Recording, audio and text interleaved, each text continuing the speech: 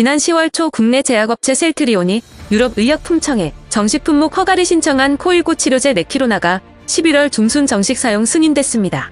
복제약이 주된 사업 영역이었던 국내 제약업계에서 최초로 유럽연합에서 승인된 바이오 치료제라는 점에서 큰 의미가 있다는 말이 나오고 있습니다. 레키로나는 전 세계 13개국에서 임상시험을 거치며 6월 유럽에서 유망치료제로 인정되고 7월에는 인도네시아에서 9월에는 한국에서 사용 승인을 얻었습니다.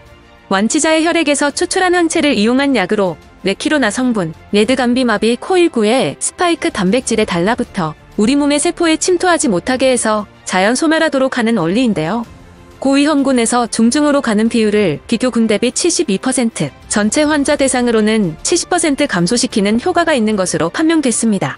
방역 강도가 느슨해지는 세계적 추세에서 수요가 급증할 것으로 예상돼 연간 유럽 매출은 1천억에서 1조까지로 전망되고 있습니다. 백신 쟁탈전의 열기가 아직 식지 않았죠. 초기에는 백신을 확보한 일본의 연말 풍경이라는 기사도 나오며 국내 백신 확보를 지적하는 목소리도 있었는데요. 추세는 점차 치료제로 옮겨가며 치료제 확보전 또한 벌어지는 양상에서 일본은 서둘러 머크의 치료제를 170만 정 구입 계약했다. 일본 기업 시오노기 제약이 이상 임상에 들어갔다며 한국은 어떠한가? 라는 기사 제목도 보이지만 한국이야말로 머크, 화이자, 로슈 등과 선구매를 협의 확보했으며 무엇보다 국산 신약이 개발돼 큰 힘이 될 것으로 보입니다.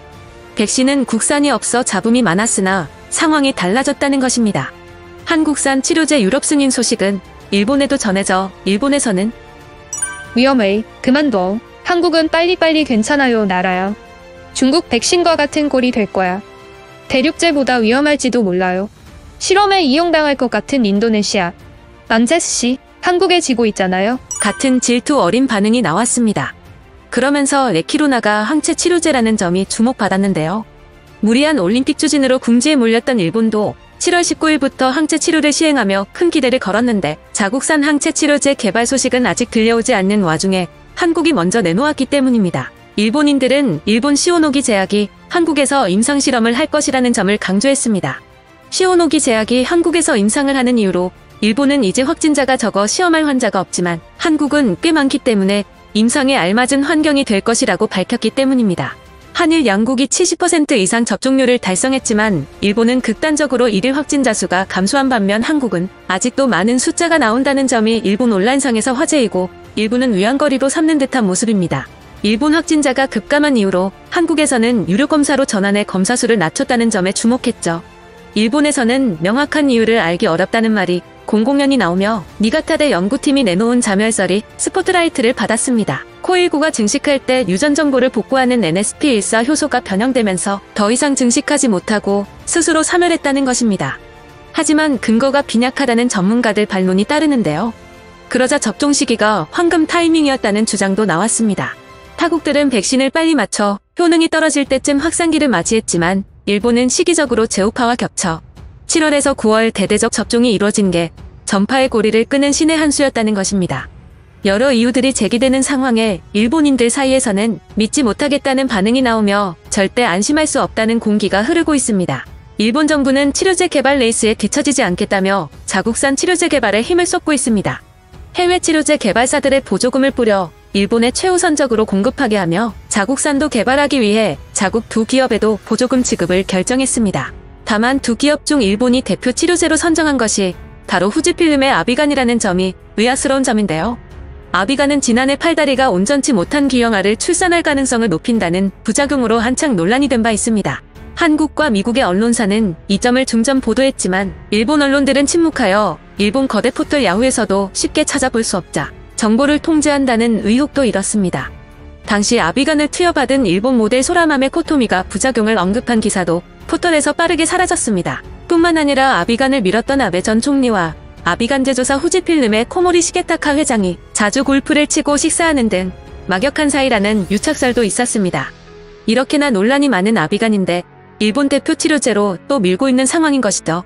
일본은 아비간의 효능이 우수하다는 점을 주장하며 연내 미국 FDA에 긴급 사용 승인을 신청할 계획까지 내놓았습니다.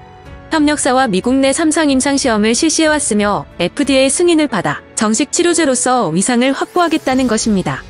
FDA 승인을 얻는다면 일본도 자타공인 자국산 코일9 치료제를 갖게 됩니다. 그런데 아니나 다를까 캐나다에서 충격적인 소식이 들려왔습니다. 거두절미하고 아비간에 효능이 없다는 소식입니다. 캐나다 제약사 에필리 테라피틱스가 미국과 멕시코, 브라질의 38개 연구소에서 1231명을 대상으로 한 3상 임상 시험에서 통계적 유의성을 달성하지 못했다고 최종 결론 내렸습니다. 에필리 테라피틱스의 아만드 발보니 CEO는 시험에 참가한 모든 환자들에게 감사하며 결과에 매우 실망했지만 자신들의 실험이 코일구 치료를 위한 연구 개발에 도움이 되기를 바란다고 밝혔습니다. 일본인들은 후생성은 약해. 에이즈 사건 때로부터 아무것도 변하지 않은 것처럼 보인다. 아니 전혀 변하지 않았어. 한번 해체해야 합니다. 이버맥틴에 이어 아비간도 거의 무효라는 걸로 이해해도 좋겠네요. 아비간 뉴스 최근 안 보인다 했더니 이렇게 됐군요. 일본 의료역의 대비는 어떻게 된 걸까요? 이 비상시기에 일본 의료 선진국이라고 생각했었습니다. 라며 실망감을 감추지 못하고 있습니다. FDA 문턱을 넘기도 전에 제동이 걸리고만 일본.